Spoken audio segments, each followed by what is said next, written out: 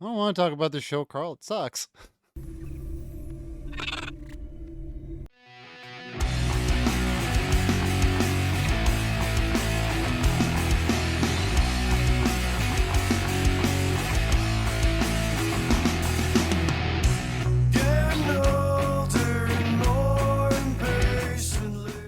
It's also way over there.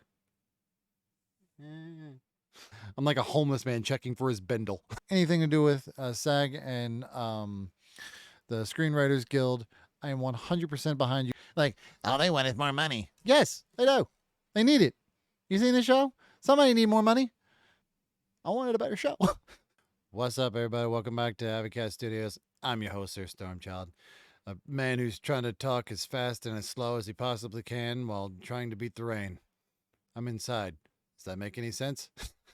So we're talking about this today.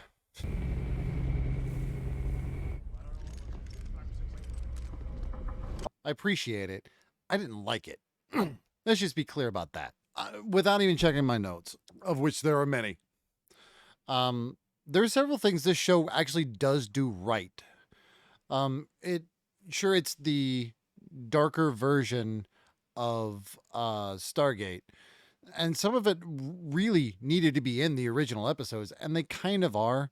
Okay, so the acting is fantastic. The acting is great in this show. The cinematography, if you like NYPD Blue or the ones who did it better, and first Hill Street Blues, where there's kind of the shaky cam where it's kind of moving around to give you more of an interpersonal thing, but it's still like, hey, I'm hiding over here now. The acting is really good. The sound design is really, really good. Everything else just falls apart. There's too much infighting in this goddamn show. It's not entertaining, and at that point, I'm fine with drama. I mean, hell, I've watched entire shows that were just drama. This is like a goddamn zip line that doesn't like stop for 2 years, which apparently in their universe it's just 1 year, and also they wear the exact same goddamn clothes that they start with. Doesn't make any sense. Also, Robert Carlyle, Begbie, go watch Train Spotting if you're into that kind of thing. I know I say, hey, go watch this, but it's usually, hey, go watch this with a little asterisk over there, and little literary butthole. To do at your own risk. If you're not into it, you're not into it. The blue bomber goes down smooth. Okay, so the notes part. So throughout the entire series, the Stargate, which for some reason this is further along in the series, and yet it does less with the actual thing, the actual Stargate itself, except for explaining there are 9 chevrons. You really only see 8 of them, and you really only get use of 8 of them in the original show. But underneath the archway, there's always one hidden, and I've always wondered that.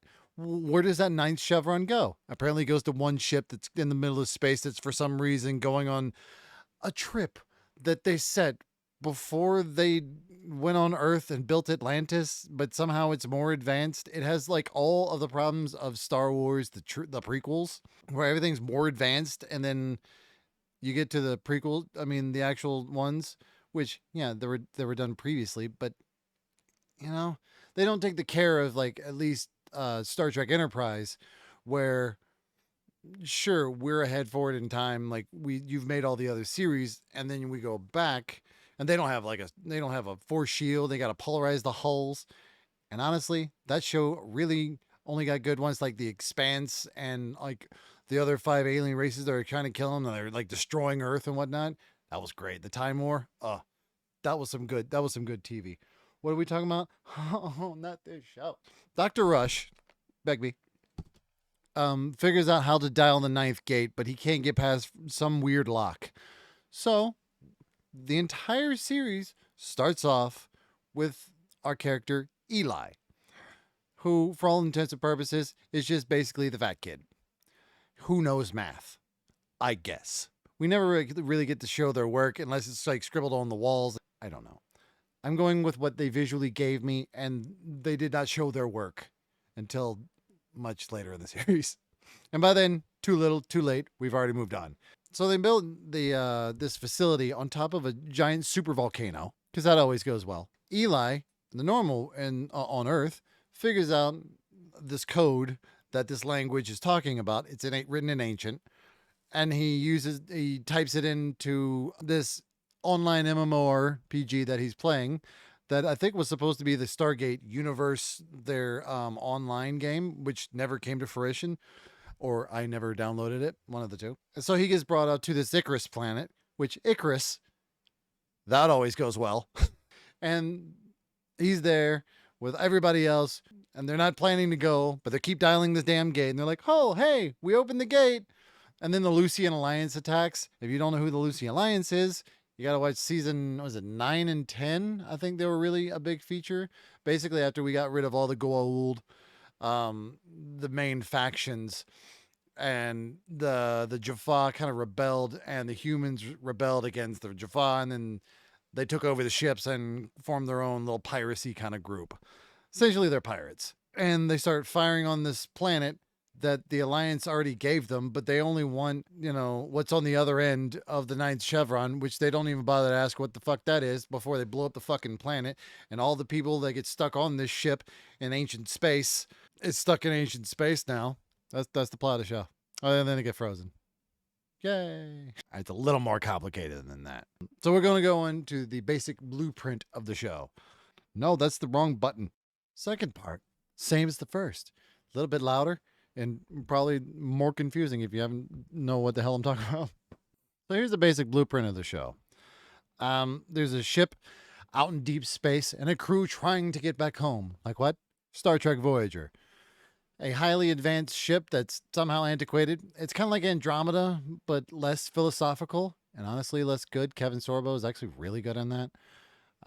Everybody's good in that. Actually, everybody in this show, Stargate Universe, is very, very well acted.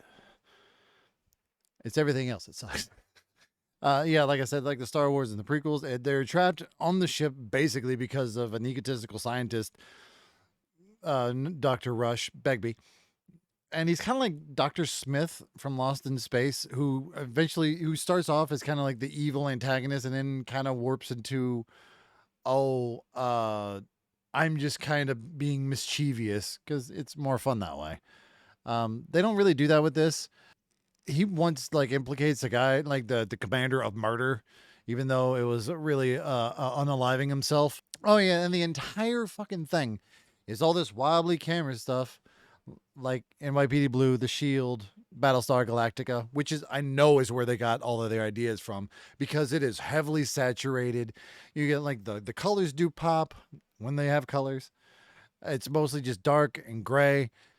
They spent so much on making that part look good and the ship look fucking amazing, and they forgot to do the rest of the goddamn show.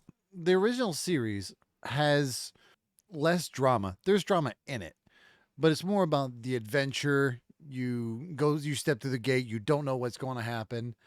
It's unpredictable. They don't do that in this. It's very predictable. Every time the ship stops because an AI is running it, even though the AI can see that there's people on the ships because it starts waking up, and then it's like, oh, hey, they need air. I guess I'll stop now. And then they wander through the desert and find stuff that fix the air filtration system. And then this girl's dad, who's a senator, has to lock himself in to stop this air leak from going on. He shows back up later because he's dead, and everybody's hallucinating. That was actually a pretty decent episode. If you ever watch Sliders, every time he looks at the thing, he's like, oh, we got this amount of time before the next window opens up. They do that for this show. Doesn't make any goddamn sense. Also, there's no fucking DHD. Why is there no DHD in this show? They have to use everything on a fucking Wii remote pad. It doesn't make any sense. It's half BlackBerry, half Wii U controls. It's stupid. And also, all the rings are all these this LED light show, when all the other rings in our galaxy are more handcrafted. They have the stars and the constellations all written into this, and you can manually turn everything. You can't do that with this one. You can't even have a lightning strike it, and you're like, okay, we'll turn it now, and then it's going to open up a portal. There was a guy who fucking built one out of a goddamn like microwave in one of the episodes. What were the things I was supposed to say that were good about it? Oh yeah, acting good, outstanding. The special effects, chef's kiss on some of those things, and the way they look. The aliens, the 2 fucking aliens we see. There's more than like 2 of them, but the 2 kinds of aliens we really see look amazing. That's it.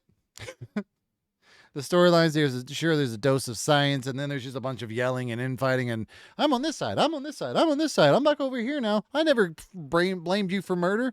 I didn't leave you, I didn't like drop you off on a plan. Then you got kidnapped by a bunch of blue people and then got sent back, and you were totally fine. Yet the other girl who got that, now she all has mind powers or some shit, which makes her go crazy. Also, they have like an ancient chair, which doesn't make any sense because it doesn't look like the normal chair. It just looks like a fucking torture device.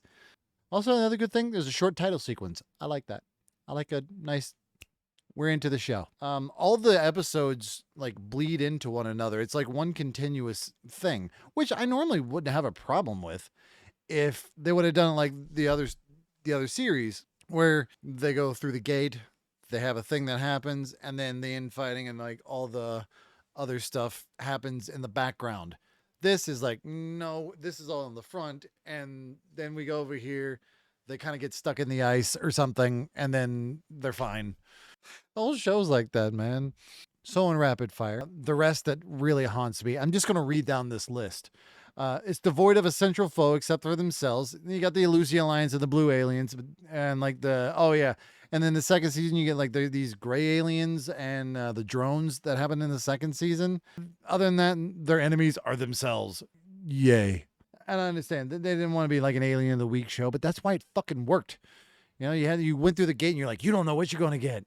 There's, like I said, there's no Goa'uld, there's no Wraith, there's no replicators, there's like some drones, I guess, and every planet they come to is barren of life. I mean, except for that one that's like, apparently there's a bunch of plants that try to kill them. That was actually kind of cool. If you hadn't watched the other episodes, you're like, hey, are they ever going to get further than fucking 20 feet away from the gate? No. No planets have DHD. They don't even bring a fucking ZPM, which is a 0-point module which uses exotic energy from another universe in a crystallized form in order to create power. They don't even use that. They don't use teleport rings. They don't use a small little NYPD reactor. They don't use teleport rings. They don't use. There's no teleport beams. There's not even polarized a fucking hole. But we do have a coffee machine, and then they make an alcohol distillery. Yay, progress. Oh yeah, they don't have any like any of the funky ass squids and shit. They should have explained that. We knew about all the other ancient races that are out there. Why did they leave out the fucking furlings? We saw like a couple of their things, their technology. The one where Mayborn and O'Neill get stuck on the moon, and then they eat the plants and they try to kill each other. Great episode. And the weather device from very early on, where you find out that Russia has been secretly going behind their backs and stealing a bunch of shit. Was it Russia? It was the NID, regardless. And then O'Neill had to like pretend to be a dick for a while. It was great. Oh yeah, they still have the incomprehensible data on the background. You're like, God, can't read that. They explore more of the ship than they do with Atlantis, which still doing more of the adventure stuff. Also, there's better fight scenes in that show. Oh yeah, this ship, which was sent either 100,000 years ago or 1,000,000, depending on how they want to fucking spin it. It flies through literal fucking stars to recharge itself. I don't know why. Even though we know some stars are alive, so don't do that. And it still has holes in it, like Swiss cheese, that they never fucking fix. Like the blue dudes come down, they cut a hole in the thing, and then it drops to the floor, and they just go, I just push that up to the side. I'm like, there's a fucking hole in the goddamn ceiling. Fucking fix it. But they don't. They don't. They use that later as a plot point, but not as a let's fix the fucking hole in the ship. They try to get home using star. Oh yeah, they try to use They try to open the gate while it's inside of a star. That doesn't go well. It almost blows them up. Because of course it does. Because we saw them using it like a gate to destroy a lot of Apophysis ships in the previous series. They don't really obey their own rules. You give us hopes to be slapped out of your face later. And we're back. Did I miss anything? No? Shit. I'll come back. Most of the episodes end on cliffhangers or that annoying ass montage thing where it's just like, yeah, we're going to see a bunch of people and listen to some fucking indie song. Some of it works, some of it doesn't. Obviously, they're trying to go for a different style, and I think they nail a lot of what they were trying to do, but personally, it's not my cup of tea. It relies on sequential stories, yet nothing really gets resolved. People constantly switch sides depending on who wants to be complaining about what. There's no camaraderie between anyone. There's no SG team at all. It's just like, yeah, you go now. He's going to frame me for murder. I'm still going to go back to that because it annoys the crap out of me. You think Eli has his girlfriend, who I kept calling her Olivia, apparently her name is fucking Chloe, because she falls in love with this other dude who's like has a love affair with somebody else that he goes back to. You know, it's like he has like a kid with somebody else, but then she's like, I don't want to deal with you. And also, who the hell are you?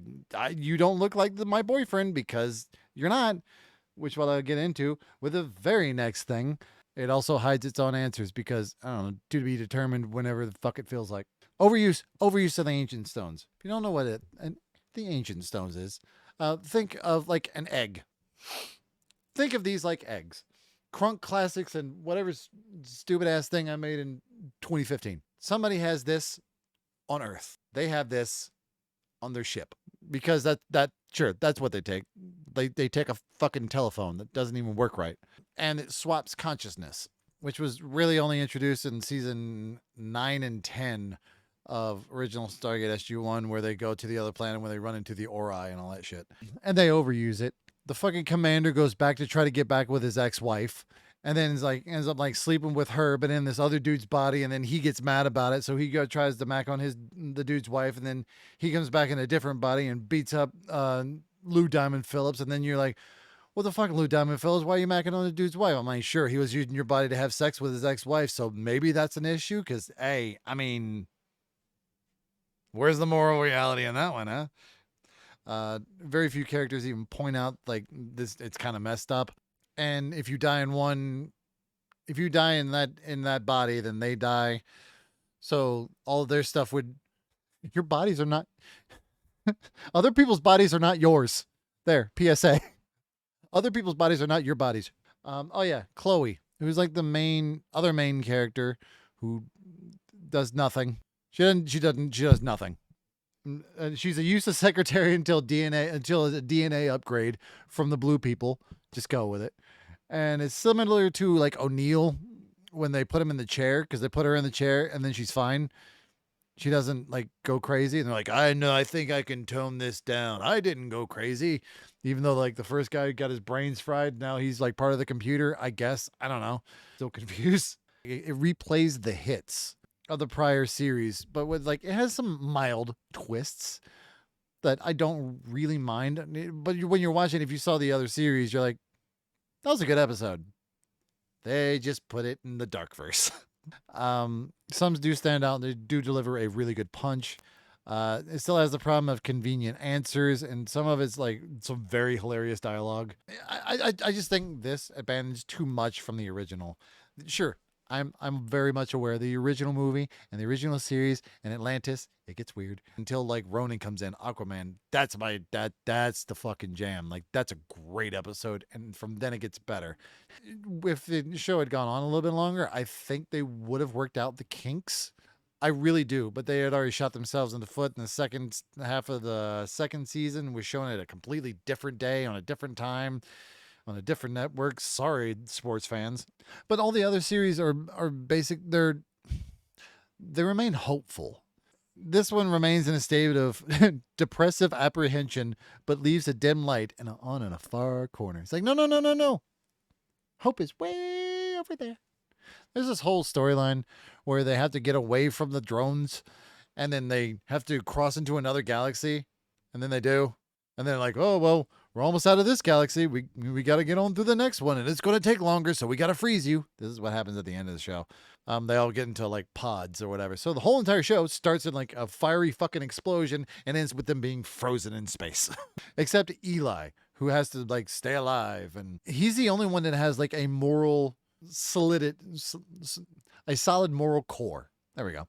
He's the only one that I liked at the end of it. I couldn't fucking stand Begbie. He's egotistical.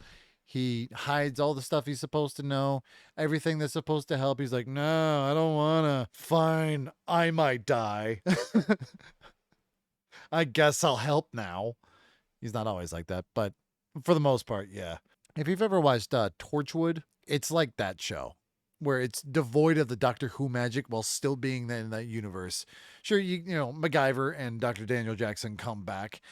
I mean, they're fucking magic when they come back, but they're not always available, and it's honestly not enough to save it. One surprising thing that caught me off guard is Fred Stewart comes back, not as Ferretti, but as another character. That was a really good episode, but that's near the end where like things are kind of going in chaos mode. What else do I have to say? It's just like it has potential. This show has potential. I don't think it's too late to save it. If they did bring it back, which you do hear rumors of them bringing this show back. I don't know how they would do that. Because even like, sure, going forward in time, I can see them bringing back like the main character, and like certain people will perish due to the pods not working right or some bullshit. The ship doesn't even do anything. It's just going. Here's what the ship, the entire fucking thing of like, where's the ship going? The ship called Destiny. Where's it going? That way. I don't know. Then it goes that way. And then they figure out how to turn it to go that way. But ultimately it's going that way, I guess. It's supposed to be going to like the center of the universe where everything was created, and there might be a thing at the heart of the universe that created all of it. That I think is the intention of what they're trying to get to, but they get to it like way too late in the thing. And even Ferretti, he's like, dude, I see what you're looking at, but I don't believe you. Like I get it, but without any further evidence, I can't tell them to give us more money in order to push this narrative. Which they didn't, because they canceled the show. And that's essentially it. There are a lot of different characters. There's the nurse who's pregnant with the other dude, with the commander's kid, and she loses the baby at one point. It might be alive. It might be with these aliens. I don't know. Because you think maybe that's possible. But then the other characters who died on that same planet where the baby was supposed to show up wasn't there. And it might have been an old dream sequence, and she's ripped apart about it. And honestly, like there's certain, like I said, there are certain parts of the show that needed to be in here. So I'm going to be kind of redundant at this point. I know. It's the ninth Chevron. Where does it go? To a ship. For some reason. I don't know. Let's argue about it. That's the show in a nutshell. Oh, who is one of the other characters? The sergeant. Honestly, he was a decent character. Like I understood his character. Yeah, he's kind of a hard ass because his dad was a hard ass. He's a little bit messed up from it, but overall, like he will do it, no questions asked. Or they don't even have like an ancient ship in there. It's the show has so many problems and it doesn't fix any of them. David Hewlett, also known as one of the other doctors with a name that escapes me right now, but he's afraid of lemons. He comes back, and he's the only one that really points out like this, the whole body swap and thing. He's like, did they eat lemons? I might die.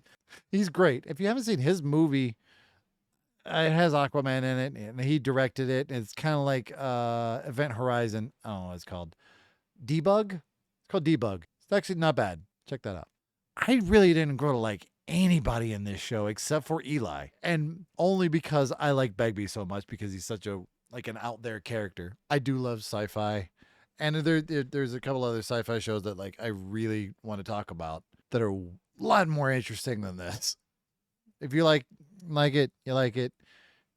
Please tell me why, because I don't get it. I do get it, but it's not the same. It's not the same.